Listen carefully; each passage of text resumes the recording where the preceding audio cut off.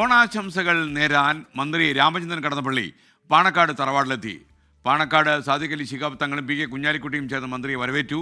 പാണക്കാട് സാദിഖ് അലി ശിഹാബ് തങ്ങൾ ഓണസമ്മാനവും കൈമാറി.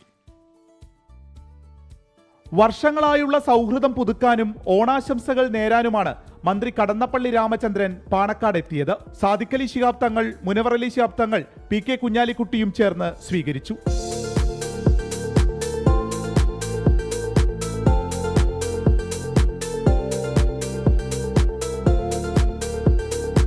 പാണക്കാട് വീട്ടിൽ വരുന്നത് വലിയ സന്തോഷമെന്ന് മന്ത്രി. പാണക്കാട് വീട്ടിൽ വരിക എന്ന് പറയുന്നത് സാധാരണ നടക്കുന്ന ഞങ്ങളുടെ ഒരു സന്ദർശന പരിപാടി ഭാഗമാണ്.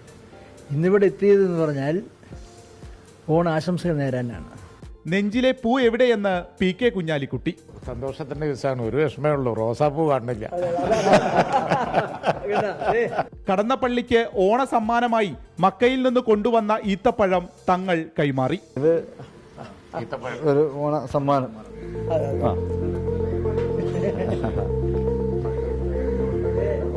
രാഷ്ട്രീയത്തിനപ്പുറമുള്ള സ്നേഹത്തിന്റെയും സൗഹൃദത്തിന്റെയും നിമിഷങ്ങളാണ് പിറന്നത്. 24 മലപ്പുറം. ലോകത്തെവിടെയായാലും ഏത് സമയത്തും 24 വാർത്തകളും ഓഗ്മെന്റഡ് റിയാലിറ്റി പാക്കേജുകളും എക്സ്പ്ലെയിനറുകളും വിശദമായി കാണാൻ ഞങ്ങളുടെ യൂട്യൂബ് ചാനൽ നിങ്ങൾക്ക് സബ്സ്ക്രൈബ് ചെയ്യാം.